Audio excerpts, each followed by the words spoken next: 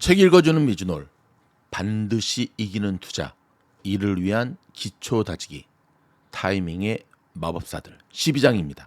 패배도 경기의 일부다. 이길 것을 알고 시작하면 손실을 감수하는 것은 문제가 되지 않는다.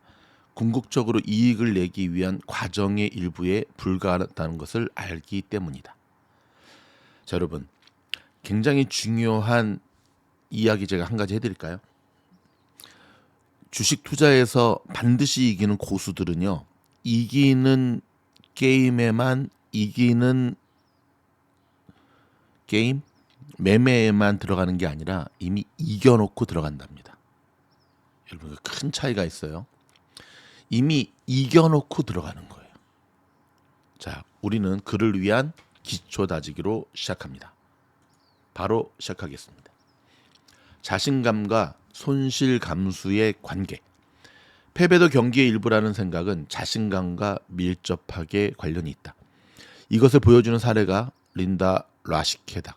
라시케는 성공한 플로어 트레이더였지만 승마 도중 당한 사고로 부상에 시달리면서 플로어 트레이딩을 포기하고 사무실에서 트레이딩을 할 수밖에 없었다. 라시케는 그 후 장외 트레이더로서도 오랫동안 꾸준히 수익을 올렸다. 라시케는 이렇게 말했다. 손실이 발생해도 별로 개의치 않았습니다. 곧 되돌릴 수 있다는 것을 언제나 알고 있었으니까요. 오만하고 자만에 빠진 발언으로 들릴지도 모른다. 그러나 그런 것은 라시케의 성격과는 거리가 멀다. 라시케는 자신의 트레이딩에 대해 으스대는 것이 아니었다. 라시케가 정말로 하려던 말은 이것이었다. 제 방법론은 장기적으로 이길 것이 확실합니다. 그 과정에서 질 때도 있겠죠. 지금 지더라도 다음에는 이길 겁니다. 제 방법론을 고수하고 하던 대로 계속 해나간다면 결국 앞서 나갈 것입니다. 패배도 하나의 과정이며 트레이더로서 성공하려면 그 사실을 이해해야 한다는 의미입니다. 시장의 마법사들을 인터뷰한 연구 심리학자 반 타프 박사는 승리하고 패배하는 트레이더들의 차이를 직접 분석했다. 타프 박사는 상위 트레이더들에게서 공통적으로 발견하는 중요한 신념들을 목록으로 정리했다. 그중 두 가지 신념은 이 장의 주제와도 직접적으로 관련이 있다. 첫째, 최고의 트레이더들은 시장에서 돈을 잃어도 괜찮다고 믿었다. 둘째, 게임에 참여하기 전에 이미 자신들이 이긴다고 믿었다. 이길 것을 알고 시작하면 손실을 감수하는 것은 문제가 되지 않는다. 궁극적으로 이익을 내기 위한 과정의 일부에 불과하다는 것을 알기 때문이다. 패배하는 트레이더에서 이기는 트레이더로. 마티 슈워츠는 지는 것도 경기의 일부라는 사실을 받아들인 후에야 비로소 패배하는 트레이더에서 이기는 트레이더로 바뀔 수 있었다고 말했다. 손실이 발생하는 포지션을 보유한 사람이 할 수 있는 최고의 합리화는 무엇일까요? 본전만 찾으면 나가야지 하는 겁니다. 나가는 것이 왜 그다지도 중요할까요? 자존심 때문입니다. 자존심 따위 상관없어, 돈을 버는 게 더 중요해 라고 말할 수 있게 되었을 때 저는 비로소 이기는 트레이더가 될 수 있었습니다. 본전을 찾고 빠져나오면 역시 틀리지 않았어, 실수를 저지르지 않았다고 라고 말할 수는 있을 겁니다. 틀려서는 안 된다는 생각이야말로 패배하는 이유입니다. 역설적이지만 아마추어는 손실을 피하려다가 돈을 잃습니다. 하지만 프로는 이기려면 손실도 감수해야 한다는 사실을 이해합니다. 손실을 감수하는 것도 트레이딩 과정에서 빼놓을 수 없는 부분이라는 사실을 아는 겁니다. 트레이딩에서 이기려면 패배도 경기의 일부라는 사실을 이해해야 합니다. 트레이딩의 4가지 유형. 많은 사람들이 트레이딩을 이기는 매매와 지는 매매 두 가지로 생각합니다. 사실 트레이딩에는 4가지 종류가 있습니다. 이기는 매매와 지는 매매, 그리고 좋은 매매와 나쁜 매매가 있습니다. 이기는 매매가 좋은 매매, 지는 매매가 나쁜 매매라고 혼동해서는 안 됩니다. 좋은 매매에서도 돈을 잃을 수 있고 나쁜 매매로도 돈을 벌 수가 있습니다. 개별 매매에서는 돈을 잃더라도 여러 차례 반복했을 때 수용 가능한 위험 수준에서 이익을 내는 과정을 밟는다면 좋은 매매입니다. 동전 던지기 매매 내기를 하자는 제안을 받는다고 가정합시다. 동전의 공정성은 스스로 잘 알고 있습니다. 자신의 동전으로 자신이 던진다. 앞면이 나오면 상대에게 $100를 주고 뒷면이 나오면 $200를 받습니다. 제안을 수락하고 동전을 던졌더니 앞면이 나왔습니다. 나쁜 내기였나요? 그렇지 않습니다. 좋은 내기였지만 지는 내기였을 뿐입니다. 동전을 여러 번 반복해서 던진다면 결국 좋은 결과를 얻을 것입니다. 비록 돈을 잃었지만 내기를 수락하는 것은 옳은 결정이었습니다. 마찬가지로 수익을 낼 수 있는 전략을 고수한다면 당장은 손실이 나더라도 좋은 매매입니다. 비슷한 매매를 여러 차례 반복하는 것이 전체적으로는 이기는 매매로 가는 과정이기 때문입니다. 트레이딩은 확률의 문제입니다. 과정이 아무리 좋더라도 상당히 잦은 빈도로 손실이 발생합니다. 어떤 개별 트레이딩에서 돈을 벌 수 있을지 여부를 미리 알 수는 없습니다. 긍정적 우위를 지닌 과정을 고수하는 한 이기든 지든 좋은 매매입니다. 비슷한 매매를 여러 번 반복하면 평균적으로 이익을 내고 끝날 것이기 때문입니다. 반대로 도박과 같은 매매는 시간이 지르면 결국 돈을 잃기 때문에 이기든 지든 나쁜 매매입니다. 베팅에 비유하자면 이기고 있는 슬롯머신에 또다시 돈을 거는 건 나쁜 베팅입니다. 즉 나쁜 매매입니다. 슬롯머신은 여러 번 반복하면 높은 비율로 돈을 잃기 때문입니다. 기꺼이 패배하라. 기꺼이 지지 못하면 이길 수 없습니다. 브루스 코브너는 마이클 마커스로부터 얻은 특별한 가르침을 소개했습니다. 잦은 실수에 대해 꺼리낌이 없어야 합니다. 실수해도 전혀 문제가 안 됩니다. 마이클은 제게 최선의 판단을 내린 다음 틀리고, 차선의 판단을 내린 다음 틀리고, 또 다음 최선의 판단을 내리면 그 다음에는 돈이 2배로 불어난다는 것을 가르쳐 주었죠. 여러분 굉장히 이거 중요한 말입니다. 다시 한번 읽어드릴게요. 잦은 실수, 계속 반복되는 실수에 대해 거리낌이 없어야 합니다. 실수해도 전혀 문제가 안 됩니다. 마이클은 제게 최선의 판단을 내린 다음에 틀리고, 차선의 판단을 내린 다음에 틀리고, 또 그 다음 최선의 판단을 내리면 그 다음에는 돈이 2배로 불어난다는 것을 가르쳐 주었죠. 자, 여기서 한마디 드릴게요. 요 문장만 가만히 들어보면 뭐 실수 반복해도 상관없다는 거네. 그건 잘못 이해한 거고요. 포기하지 않고 끝날 때까지 끝난 게 아님을 기억하면서 끝까지 나의 문제가 무엇이든지를 파고들면서 공부하라는 뜻이에요. 이 얘기는. 그래서 최선의 그런 과정 속에 잦은 실수는 결국 성장하기 위한 성장통일 뿐이라는 얘기죠. 동일한 책을 읽어도 엉뚱하게 해석하는 사람들이 있을 것 같아서 제가 뻔한 해석을 해드렸습니다. 13장 끈기 있게 기다려야 할 때. 진짜 바보는 언제 어디서나 엉뚱한 일을 저지르고 월가의 바보는 언제나 반드시 매매를 하려고 한다. 에드인 르페브로. 참 멋진 말이네요. 월가의 바보는, 미국 주식하는 사람들의 바보는 언제나 반드시 매매를 하려고 한다. 꼭 그런 사람 있죠. 모니터만 바라보고 있으면 뭔가를 사지 않고는 못 견디는 중독자들. 중독부터 치료해야겠죠. 계속 책으로 이어집니다. 전자매매 시대 전 미국 국제 피트를 차지한 최대 개인 트레이더였던 탐 볼드윈에게 일반 트레이더들이 흔히 범하는 오류가 무엇인지 물었다. 그는 이렇게 대답했다. 매매를 너무 자주 합니다. 충분히 선별해서 매매할 지점을 선택하지 않아요. 시장이 움직이는 모습을 보면 동참하고 싶어 합니다. 그러다 보니 끈기 있게 기다리지 못하고 마음에도 없는 매매를 합니다. 인내심은 대부분의 사람들에게 부족한 중요한 성품입니다. 100년의 지혜. 자, 에드인 르페브로가 쓴 어느 주식 투자자의 회상. 여러분 굉장히 유명한 고전입니다. 꼭 읽어보세요. 어느 주식 투자자의 회상은 지금까지 나온 트레이딩에 관한 책 가운데 가장 유명한 책일 것이다. 1923년에 출판되어 90년이 더 지난 지금까지도 여전히 시의성을 갖는 이 책은 제시 리버머라고 여겨지는 주인공의 트레이딩 경험을 다룬 자전적 소설이다. 트레이더의 사고방식을 꽤 정확히 포착해 보여준 덕분에 내가 35년 전 이 책을 처음 읽었을 때는 에드윈 르페브로를 제시 리버머의 필명으로 착각한 사람들도 많을 정도였다. 책에서 화자는 이렇게 말한다. 진짜 바보는 언제 어디서나 엉뚱한 일을 저지르고 월가의 바보는 언제나 반드시 매매하려고 한다. 또한 그는 날마다 트레이딩을 해야 한다는 강박의 원인과 그런 사고방식이 가져오는 결과를 이야기한다.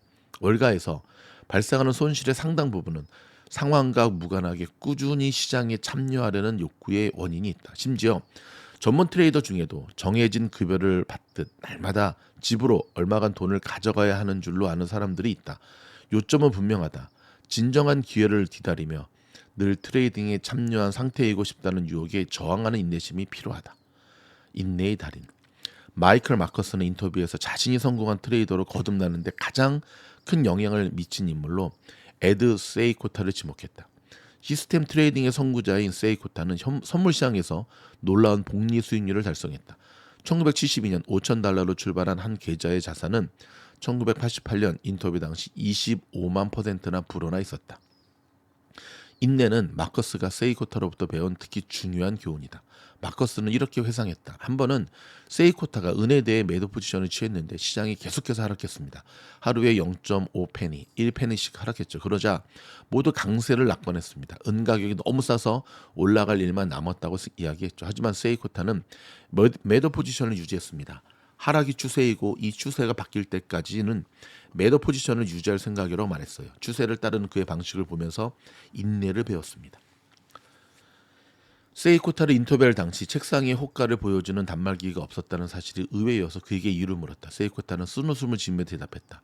호가 단말기를 놓는다는 것은 책상 위에 슬롯머신을 두는 것과 맞습니다. 결국 하루 종일 그 기계에 매달리게 되겠죠. 저는 매일 장이 끝난 뒤 가격 데이터를 조회합니다.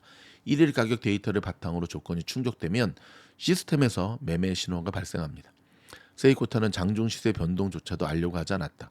자신의 방법론이 지시하는 것보다 더 자주 매매에 나서려는 유혹을 피하기 위해서였다. 가격의 움직임을 일일이 지켜보는 것은 두 가지 측면에서 위험하다. 첫째, 과잉 매매로 이어질 수 있다. 둘째, 시장이 조금만 불리하게 움직여도 좋은 포지션을 섣불리 청산할 가능성이 높아진다. 참 뼈 때리는 교훈이죠. 아무것도 하지 않는 것의 힘. 기본적으로 매매 기회를 기다리며 더 자주 매매를 하고 싶은 자연스러운 충동에 저항해야 한다. 짐 로저스는 오로지 강한 확신이 있을 때만 매매하는 것이 중요하다고 강조하며 이렇게 말했다. 투자에 관해 누구에게나 해당하는 최고의 원칙 중에 하나는 특별히 할 것이 있지 않는 한 절대적으로 아무것도 하지 않는 것입니다. 항상 모든 준비가 갖추어진 상태에서 포지션을 취하는지 아니면 가격의 움직임이 임박했다는 직감에 따라 매매를 하는 경우도 있는지 묻자 로저스는 이렇게 대답했다. 방금 하신 말씀은 가난으로 가는 길입니다. 저는 모퉁이에 돈이 떨어질 때까지 기다렸다가 그저 주워 담을 뿐입니다. 다시 말해 바닥에 떨어진 돈을 줍다시피 하듯 확실해질 때까지 아무것도 하지 않는다는 뜻입니다. 그런 이상적인 기회를 기다리기 위해서는 적당히 괜찮은 매매에 뛰어들지 않고 지나칠 줄 아는 인내심이 필요하다. 이벤트 드리븐 전략을 구사한 헤지펀드 고담 캐피털의 매니저 조엘 그린블렛 역시 매매를 하지 않는 전략을 활용했다. 고담 캐피털은 10년 동안 1985년에서 1994년 동안 연평균 50%의 수익률을 달성했다. 가장 고전했던 해에도 28.5%의 수익률을 기록했다. 자산 규모가 수익률을 저해할 정도로 커지자 그린블렛은 고담 캐피털을 폐쇄했다. 그린블렛은 한동안 회사 고유 자본으로 매매를 한 뒤 더 많은 자금을 수용할 수 있는 가치 기반 전략을 구사하는 펀드로 자산 운용에 복귀했다. 월스트리트에는 스트라이크가 없다. 워런 버핏. 그린블렛은 컬럼비아 경영대학원에서 취미삼아 오랫동안 강의했다.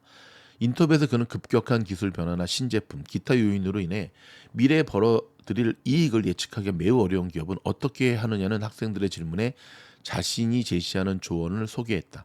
워런 버핏의 열렬한 팬인 그린블렛은 이처럼 모호한 상황에 대처하는 방법으로 버핏의 금원을 언급했다. 그런 기업은 건너뛰고 분석이 가능한 기업을 찾으라고 합니다. 자신이 무엇을 모르는지 아는 것이 중요합니다. 워런 버핏은 월가에는 스트라이크가 없다라고 했습니다. 원하는 만큼 얼마든지 많은 공을 보고 모든 조건이 마음에 들었을 때 방망이를 휘둘려야 합니다. 클로드 드비시는 음악은 음표 사이의 공백에 있다라고 했다. 마찬가지로 트레이딩에서 성공은 매매 사이의 공백에 있다고 할 수 있다. 연주되지 않은 음악에 중요한 것처럼 하지 않은 매매도 성공적인 트레이딩을 위해 중요하다. 헤지펀드 시장의 마법사들에서 인터뷰한 주식 트레이더 케빈 달리의 사례에서 이 원칙을 확인할 수 있다. 엄밀히 말해서 달리는 롱숏 에쿼터 펀드의 매니저이지만 언제나 매우 적은 포지션을 보유한다. 포지션의 비중은 거의 언제나 운용 자산의 한 자릿수에 불과하다. 그런 의미에서 달리는 롱숏 매니저라기보다는 롱 온리 에쿼터 펀드 매니저에 훨씬 가깝다. 달리는 중요 증시가 고점을 기록한 2000년 초반에 겨우 반년 앞서 1999년 말에 자신의 펀드를 설립했다. 주식 매수 포지션 위주로 포트폴리오를 구성한 펀드 매니저에게는 불길한 출발이었다. 왜냐하면 2000년 닷컴 버블 때문에 그랬죠. 이처럼 시기적으로 불리했음에도 불구하고 달리는 인터뷰 당시 11년간 누적 총 수익률 872%를 달성했다. 같은 기간 러셀 2000은 68% 상승했고 S&P 500 지수는 9% 하락했다. 매수 포지션에 치우친 포트폴리오로 주가가 횡보한 기간에도 그처럼 높은 수익률을 달성한 방법은 무엇일까? 지수 상승률을 초과하는 수익을 낼 수 있는 주식을 선택한 뛰어난 능력도 답이 될 것이다. 그러나 달리의 성과를 설명하는 데 가장 중요한 것은 그가 부정적인 시장 환경에서 규율을 지켜 포트폴리오 자산의 대부분을 현금으로 보유했다는 사실이다. 덕분에 그는 주요 약세장을 두 차례나 거치면서도 수익률 급락을 피할 수 있었다. 두 차례 약세장에서 S&P 500은 각각 절반 가까이 하락했지만 같은 기간 달리의 최대 드로다운은 10%에 불과했다. 달리는 매매를 하지 않음으로써 큰 손실을 피했고 누적 수익률을 엄청나게 높일 수 있었다는 것이 핵심이다. 이 결과를 얻기 위해서는 2000년부터 2002년까지 이어진 약세장 대부분의 기간 주식에 대한 노출을 최소화한 상태로 유지해야 했다. 여기에 얼마만큼 인내심이 필요했을지 생각해보라. 달리의 수익률을 차별화한 것은 인내심, 그리고 실행하지 않는 것은 아는 것은 매매였다. 시장의 마법사들에서 인터뷰한 마크 와인스타인은 인내와 좋은 매매의 연관성을 동물의 왕국에 비해 설명했다. 저는 매매에서 그다지 큰 손실을 보지 않았습니다. 그다지 큰 손실을 보지 않습니다. 이제 현재 진행형이죠. 정확한 순간을 기다리는 덕분이죠. 세상에서 가장 빠른 동물인 치타는 평원에서 어떤 동물도 따라잡을 수 있지만 사냥감을 잡을 수 있다는 완전한 확신이 설 때까지 기다립니다. 미즈노에서 이야기하는 라이언 투자법이죠. 사자가 사냥하는 것처럼. 정확한 순간을 기다리며 덤불 속에서 일주일이 걸려도 숨어 있죠. 새끼 영양을 노릴 겁니다. 그것도 병들고 다리를 절룩거리는 녀석을 기다리겠죠. 그러다 절대 놓칠 일이 없을 때 비로소 공격에 나섭니다. 제가 보기에는 이게 바로 전형적인 전문 트레이더의 방식입니다. 앞서 제시한 사례에서 보듯 시장의 마법사들은 충분히 매력적인 기회가 있을 때까지 인내심을 갖고 아무것도 하지 않은 채 기다린다. 여기서 얻은 교훈은 조건이 맞지 않거나 위험 대비 수익이 충분히 높지 않다면 아무것도 하지 않는다는 것이다. 조급함 때문에 미심쩍은 매매에 뛰어들지 않도록 경계해야 한다. 아무것도 하지 않는 것은 자주 매매를 하고 싶은 인간의 자연스러운 본능을 거스르는 일이어서 말처럼 쉽지가 않다. 트레이딩이 지닌 중독성 때문이다. 오랫동안 성공적으로 트레이딩을 한 트레이더가 상품 거래 전문가이며 리차드 드니스의 전 동업자인 윌리엄 에크하르트는 트레이딩의 중독적인 이유를 다음과 같이 설명했다. 행동 심리학자들이 다양한 조건으로 강화 계획의 상대적 중독성을 비교한 결과 간헐적 강화, 즉 긍정적 강화와 부정적 강화가 무작위로 주어졌을 때가 오로지 긍정적 강화만 주어졌을 때보다 중독성이 강했습니다. 예를 들어 쥐가 막대기를 건드렸을 때 보상이 주어질지 고통을 받을지 미리 알지 못하는 것처럼요. 이게 행동 심리학에서 나오는 중요한 이론입니다. 진득하게 기다리는 지혜. 인내는 매매에 나설 때 필수적일 뿐만 아니라 포지션을 정리할 때도 중요하다. 어느 주식 투자자의 회상을 다시 인용해 보겠다. 내게 큰 돈을 벌어준 것은 머리가 아니라 엉덩이다. 이해하겠는가? 진득하게 앉아 기다리는 것이다. 시장을 올바르게 판단하는 요령이 따로 있는 것은 아니다. 많은 사람이 강세장 초반에 강세를 알아차리고 약세장 초반에 약세를 예측한다. 정확히 옳은 시점에 올바른 판단을 한 사람들은 많지만 그 방법으로 진짜 큰 돈을 번 사람은 별로 없다. 시장을 올바르게 판단할 줄 알면서 동시에 진득하게 기다릴 줄 아는 사람은 드물다. 정말 드물죠. 앉아 기다리는 것의 중요성이라는 주제를 떠올리게 한 권의 인터뷰가 있었다. 한 몇 건의 인터뷰가 있었다. 윌리엄 에크하르트 인터뷰가 이 주제를 뒷받침했다. 그는 이익을 실현하는 한 망할 일은 없다라는 격언이 크게 잘못되었다고 지적했다. 바로 그 방법으로 수많은 트레이더들이 망했죠. 아마추어는 손실을 키워서 망하고 프로는 자잘한 이익을 취하다 망합니다. 에크하르트는 인간의 본성이 이익 자체보다 이익을 낼 기회의 극대화를 추구한다면 그것이 문제라고 강조했다. 다시 한번 인간의 본성이 이익 자체보다는 이익을 낼 기회의 극대화를 추구한다. 이따 제가 끝나고 설명해 드릴게요. 이기는 매매 횟수를 최대한 늘리려는 욕망이 좋은 매매를 서둘러 정리하게 만들어 불리하게 작용한다는 것이다. 반드시 이기는 매매를 끝내야 한다는 의무감이 더 많은 돈을 벌 기회를 놓치게 만든다. 승률을 높이는 대신 전체 이익은 크게 줄어드는 것이다. 이것은 잘못된 판단이고 해로운 목표다. 에크하르트는 승률은 트레이딩의 성과를 보여주는 통계 가운데 중요성이 가장 낮다. 심지어 성과와 반비례 관계일 수도 있다라고 강조했다. 저는 지는 매매를 상쇄하고도 남을 만큼 큰 이익을 달성하려면 방법과 기간에 상관없이 좋은 매매가 합당한 결실을 보도록 해야만 한다. 마커스는 이것을 한마디로 설명했다. 이기는 매매를 붙들고 있지 않으면 지는 매매를 벌충하지 못합니다. 그러니까 쉽게 말해서 번역을 좀 헷갈리겠는데 이기는 매매를 하지 않으면 진다는 얘기죠. 지는 매매를 하게 된다는 얘기죠. 한마디로 인내심은 트레이더에게 대단히 중요한 자질이다. 매매에 진입할 때와 매매를 청산할 때 모두 해당된다. 자, 여기서 제가 조금 설명드리도록 하겠습니다. 자, 좀 전에 이런 얘기를 했잖아요. 수많은 트레이더들이 다 망했다. 아마추어는 손실을 키워서 망하고 프로는 자잘한 이익을 치다 망했고, 그렇죠?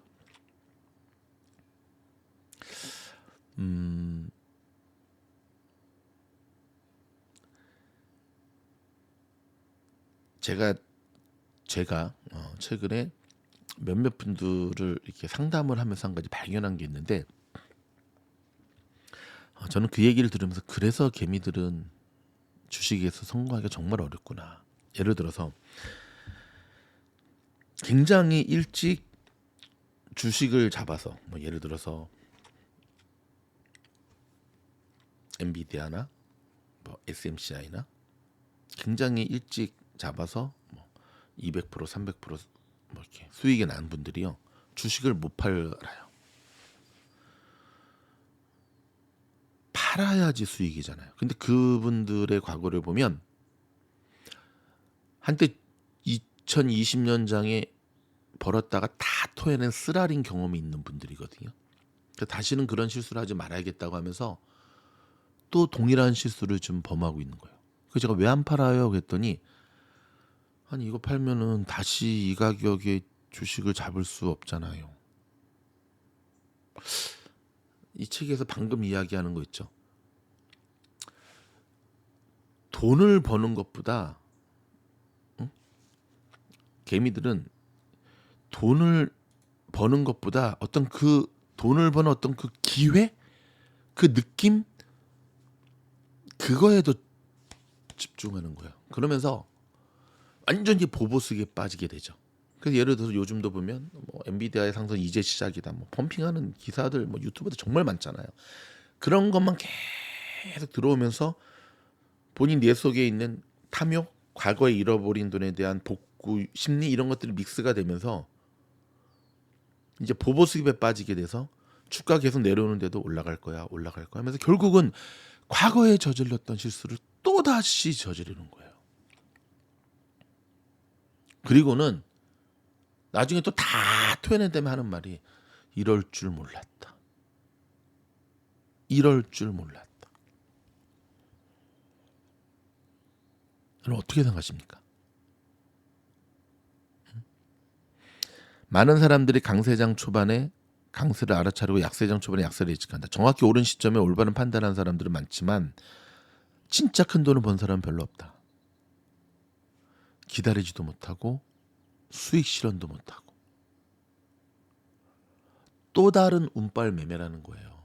공부하기는 싫고 그렇죠? 스트레스 받고 하니까 그냥 사두고 묻어두는 거예요. 그러다가 운 좋게 좋은 시기를 만나서 주식이 올랐어. 막 요즘 비트코인 하는 것처럼. 그러면 공부의 누적량이 쌓인 사람들은 이게 고점인 걸 알잖아요. 그래서 분할 매도로 들어가잖아요. 근데 그러지 않은 사람들은 이제 이렇게 하는 거구나. 네, 여러분 그렇게 하는 거 아니에요. 그렇게 하는 거 아니라고. 네. 그렇게 하시는 분들이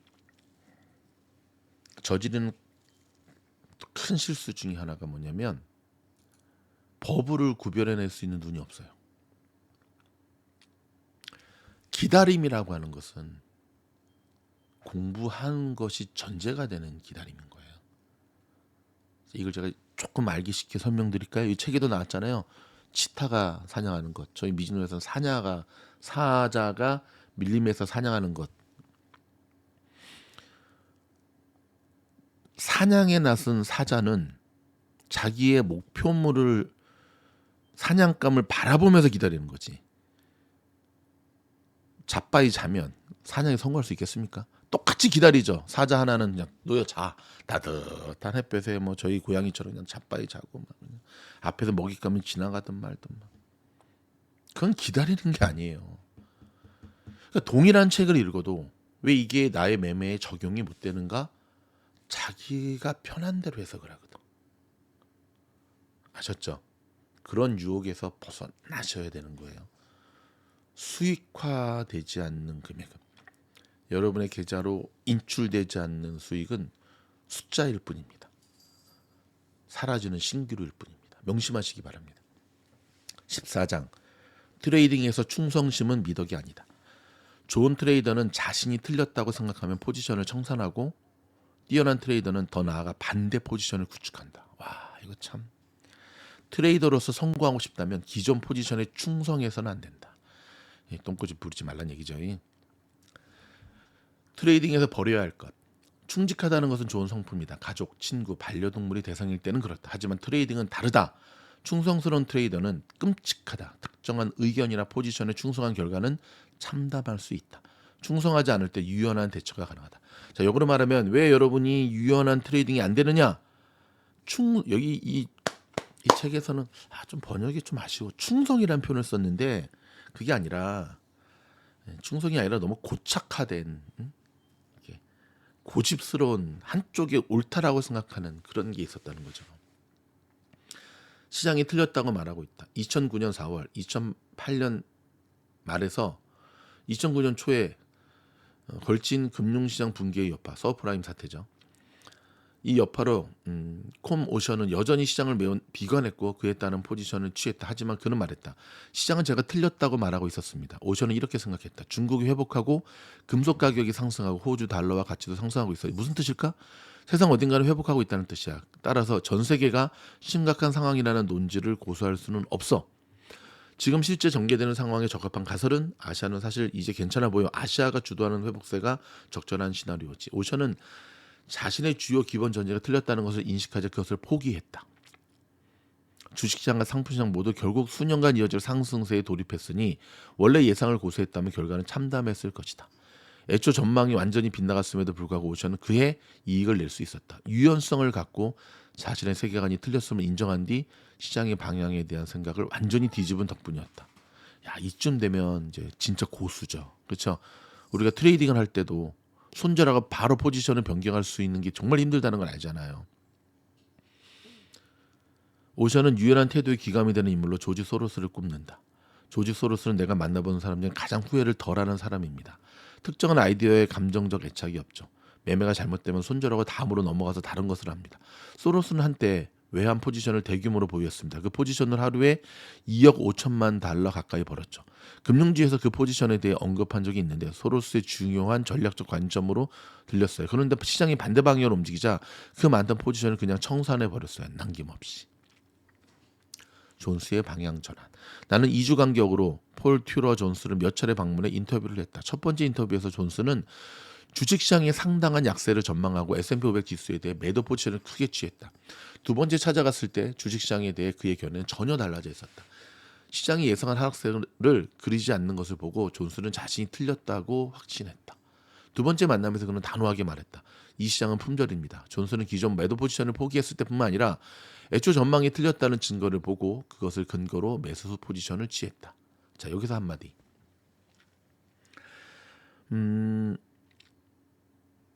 시장의 상황이 급변하거든요. 그러면 유연한 투자자와 유연한 주식 유튜버는 스탠스가 바뀌는 게 당연한 거 아닌가요? 근데 그렇게 되면 욕을 바가지로 먹습니다. 누구한테? 구독자 뭐 한 10만 100만 명 되면 너 전에 올라간다 그랬잖아. 너 전에 내려간다 그랬잖아. 전에 얘기를 해요. 지금 전에 얘기해서 시장이 올라가다 이제 바뀌어서 내려간다고 하는데. 근데 여러분 유튜브는 아시다시피 유튜버는 유튜브들의 그 조회수와 구독자가 많아야지만 먹고 살잖아요. 그러니까 어때요? 자기 포지션을 변경하는 것을 되게 두려워해요. 특히 유튜브로 먹고 사는 사람들은. 그래서 미즈노을 같은 채널은 크지를 못하는 거예요. 이제 고작 좀 있으면 3만 명밖에 안 되죠. 왜냐? 저희는 굉장히 냉정하게 시장을 바라보면서 제가 이제 조금 있다가 올라가는 아이온큐에 대한 영상은 지난번 리스크 관리하라는 차원에서 제가 말씀드린 거고 이제는 롱 포지션에서 제가 영상 하나 준비했거든요. 그럼 분명히 지난번에는 내려간다 해놓고서 또 올라간다 그러네. 바보 아니야? 아니 주식 자체가 오름과 내림의 반복인데 왜 그 기본이 안 되는 거지? 예, 참 이게 힘든 거죠, 그렇죠? 그래서 피터 린치는 전설이었지만 피터 린치가 운영한 마젤란 펀드도 전설적인 수익률을 기록했지만 실제 마젤란 펀드에 돈을 넣은 수많은 대중들은 돈을 벌지 못했죠. 지네들 알아서 뺐으니까. 기습 공격. 마이클 플랫이 유럽 금리 선물에서 막대한 매수 포지션을 보유하고 있을 때 유럽 중앙은행이 예상 밖의 금리 인상을 단행했다. 포지션에 엄청난 타격을 가하는 사건이었지만 당시 런던에서 아프리카로 가는 비행기 안에 있던 플랫은 상황을 전혀 모르고 있었다. 비행기가 착륙하자마자 비서가 급히 전화를 걸어 상황을 설명하고 지시를 요청했다. 얼마나 잃었지? 플랫이 물었다. 7천만 달러에서 8천만 달러 정도입니다. 플랫은 유럽 중앙은행이 금리를 올리기 시작한 이상 금리 인상이 계속될 것이라고 판단했다. 빠르게 대처하지 않으면 손실은 일주일 만에 2억 5천만 달러로 불어날 수도 있었다. 플랫은 비서에게 말했다. 전부 팔아. 틀렸을 때는 오로지 벗어나야 한다는 본능만이 작동한다. 생각했던 것이 완전히 실수였다는 것을 알게 될 정도라면 충격에 빠진 사람은 나 혼자가 아닐 테니 누구보다 먼저 팔아야 한다. 가격은 상관없다. 마이클 플랫. 플랫은 그때의 경험을 이렇게 회상했다. 틀렸을 때는 오로지 벗어나야 한다는 본능만이 작동합니다. 우리도 경험하잖아요. 물렸을 때는 빨리 내가 내 평단만 오면 판다 막 그러잖아요. 생각했던 것이 완전히 실수였다는 것을 알게 될 정도라면 충격에 빠진 사람은 저 혼자가 아닐 테니 누구보다 먼저 팔아야 합니다. 가격은 상관없어요. 최악의 실수에서 살아남기. 포지션에 충성하지 않은 가장 좋은 사례를 꼽으라고 한다면 스탠리 드리킨 밀러. 미시노리 제일 좋아하는 이 사람을 들 수 있다. 그가 설립한 헤지펀드 디켄 캐피탈 매니지먼트는 25년 동안 35%에 가까운 연평균 수익률을 달성했는데 장기 기록으로는 당연 최고 수준이다. 이 이야기는 1987년 10월 16일에 시작된다. 이 날짜의 의미가 금방 와닿지 않는다면 한 가지 힌트를 주겠다. 그날은 금요일이었다. 당시 디리켄 밀러는 디켄 펀드 외에도 디레 패스의 펀드를 다수 운용하고 있었다. 디리켄 밀러는 금요일에 순매도 포지션에 진입했다. 많은 사람들이 잊고 있지만 1987년 10월 19일의 대폭락은 갑자기 일어난 사건이 아니었다. 사실 시장은 그로부터 두 달 전 시작된 하락세로 20% 가까이 빠졌고 바로 전주에만 9% 하락한 상황이었다. 1987년 10월 16일 금요일 오후 디리켄 밀러는 시장이 충분히 하락했다고 판단했다. 지수도 디리켄 밀러가 주요 지지선이 될 것으로 예상한 지점에 근접했다. 그는 매도 포지션을 정리했다. 나쁜 결정이었다. 아니, 나쁜 정도가 아니었다. 매도 포지션을 정리했을 뿐만 아니라 순매수 포지션을 취했고 게다가 규모도 상당했다. 하루 만에 순매도에서 130% 순매수 포지션으로 전환한 것이다. 즉 레버러지를 활용한 순매수였다. 예전에는 이 일화를 이야기할 때마다 트레이딩에서 이보다 더 나쁜 실수를 저지른 사람이 있었는지 청중에게 묻곤 했다. 이제는 더 이상 그 질문을 하지 않는다. 주식시장에서 그것도 1987년 10월 16일 금요일에 순매도 포지션에서 레버러지를 동원한 순매수 포지션으로 전환하는 것보다 더 나쁜 실수를 저지를 수는 없다는 것을 깨달았기 때문이다. 이처럼 엄청난 실수에도 불구하고 1987년 10월 디리켄 밀러의 손실은 놀랍게도 소폭에 그쳤다. 어떻게 그것이 가능했을까? 10월 전반기 동안 디리켄 밀러는 매도 포지션으로 돈을 벌었다. 이제부터가 중요하다. 금요일 장 마감 이후부터 월요일 장이 열리기 전까지 디리켄 밀러는 과도하게 매수 포지션을 취한 것이 끔찍한 실수라고 판단했다. 그렇게 판단한 이유는 새로운 시장의 마법사들에서 자세히 설명했지만 여기서는 중요하지 않다. 중요한 것은 매수에 치중한 포지션이 심각한 실수였다는 것을 깨달은 디리켄 밀러가 월요일이 되면 포지션을 정리하기로 결정했다는 사실이다. 다만 월요일 아침에 시장이 엄청난 하락세로 출발했다는 것이 문제였다. 그래서 어떻게 했을까? 그는 월요일 장이 열리자마자 1시간 안에 새로 취한 매수 포지션을 전부 정리했다. 그리고 그것도 모자라 다시 매도 포지션을 구축했다. 상당한 포지션을 뒤집고 포지션을 전환하자마자 시장이 크게 불리하게 움직이는 것을 보고 다음날 다시 포지션을 뒤집었다. 포지션에 대한 충성도 결여가 상상 이상이어야 가능한 결정이다. 좋은 트레이더는 자신이 틀렸다고 생각하면 포지션을 청산하고 뛰어난 트레이더는 더 나아가 반대 포지션을 구축한다. 트레이더로서 성공하고 싶다면 기존 포지션에 충성해서는 안 된다. 여러분 디리켄 밀러가 한 해도 마이너스 난 적이 없는 전설적인 현존하는 투자라는 이유가 여기서 나오죠. 쉽지가 않죠. 보통 개미들은 물을 타죠. 자기의 포지션, 그 물을 왜 타느냐? 자기의 포지션이 틀렸다는 걸 인정하기가 싫은 거예요. 올라갈 거야, 올라갈 거야, 버티면 올라갈 거야. 참 개인이 전설이 아니다. 그렇죠? 근데 이 모든 것이 유연한 투자. 자기의 결정이 늘 틀릴 수도 있다는 것이 틀릴 수 있다는 것을 늘 마음 한구석에 가지고 있는 투자자여지만 가능한 거예요. 잘못된 전략은 수정한다. 2011년 제이미 마이의 최대 펀드 최대 매도 거래에서 보듯 유연성이 있다는 것. 다시 말해 포지션에 충성하지 않는다는 것은 트레이딩에 진입할 때도 해당된다. 제이미 마이는 뛰어난 위험 대비 수익 비율을 자랑하는 헤지펀드 코널 캐피탈의 포트폴리오 매니저다. 코널 캐피탈은 마이클 루이스의 역작 빅숏에 소개된 것처럼 서브프라임 모기지를 담보로 한 유가증권에서 대해 매도 포지션을 취해 큰 수익을 올렸다. 내가 마이를 알게 되어 헤지펀드 시장에 마법사들을 준비하며 인터뷰한 것도 루이스가 쓴 빅숏 덕분이었다. 2011년 마이는 세계 최대 석탄 생산국이자 소비국인 중국이 순수출국에서 순수익국으로 전환했고 순수익 추세가 점차 빨라지고 있다는 사실을 주목했다. 중국의 석탄 수출량이 1억 톤에서 0으로 감소하기까지 10년이 걸린 반면 수입이 1억 톤에서 1.5배 증가하는 데는 2년밖에 걸리지 않았다. 마이는 이처럼 가파르고 둔화될 줄 모르는 석탄 수입 증가세가 건화물 운송 주요 급증으로 이어질 것이라고 예상했다. 게다가 건화물 운송 업체들의 주가는 현금 흐름 대비 저평가된 상태였다. 이런 주식에 대해 매수 포지션을 취하는 것은 대개 완벽한 전략으로 보인다. 하지만 사모펀드 출신인 마이는 매우 신중하게 포지션을 취했다. 모든 전략은 실행에 옮기기 전에 반드시 철저한 조사와 분석을 거쳤다.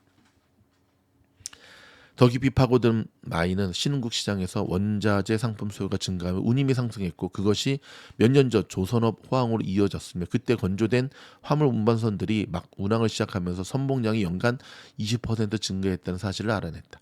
마이는 중국의 화물선 수요를 최대한 낙관적으로 전망해도 건화물선의 선봉량 과잉이 상당할 것이라는 사실을 깨달았다. 애초에 건화물 운송업체들에 대한 매수 포지션 취하려는 생각에서 출발한 리서치였지만 마이는 결국 외곽역 풋을 사서 반대 방향의 매도 포지션을 구축했다. 그의 회사의 전체 매매 가운데 가장 강한 확신을 하고 단행한 매도 트레이딩이었다. 떠벌리지 말 것. 이 장의 주제에 크게 관련은 없지만 시장에 대한 자신의 예측을 떠벌리는 것은 크게 경계해야 한다. 어째서일까? 시장을 보는 감각으로 남들에게 깊은 인상을 주려는 의도일지 모르지만 요즘 유튜버들이 저지른 실수죠. 자신의 예상을 공공연하게 선언하며 스스로 그 예측에 몰입하게 되는 경향이 있다. 서서히 움직이는 가격과 시장에서 관찰되는 사실들이 예상에 반응한다고 느끼더라도 자신의 생각을 밖으로 알린 상황에서는 그렇지 않은 경우보다 관점을 바꾸기를 주저하게 된다. 원래 예측이 여전히 옳다는 것을 뒷받침할 온갖 이유를 찾게 되는 것이다. 폴 튜러 존스도 시장에 대해 공개적으로 밝힌 의견이 트레이딩에 영향을 미친다는 사실을 인식하고 이렇게 말했다. 시장에 대해 공식적으로 의견을 밝혀서 그것이 판단에 영향을 미치는 일은 없게 하려고 합니다. 트레이딩을 시작한 초창기에 에드 세이코타는 자신의 의견을 공공연하게 피력함으로써 함정에 빠졌다. 세이코타는 여러 친구들에게 은가격이 계속해서 오를 거라고 말했다. 은가격이 하락했지만 그는 자신이 틀렸다는 시장의 모든 징후를 여전히 무시한 채 일시적인 조정일 뿐이라고 스스로를 다독였다. 세이코타는 당시를 이렇게 떠올렸다. 틀려서는 안 되는 상황이었죠. 다행히 잠재의식이 그를 구했다. 대형 은색 비행기가 아래로 향하더니 곤두박질 치는 꿈을 계속해서 꾸었던 것이다.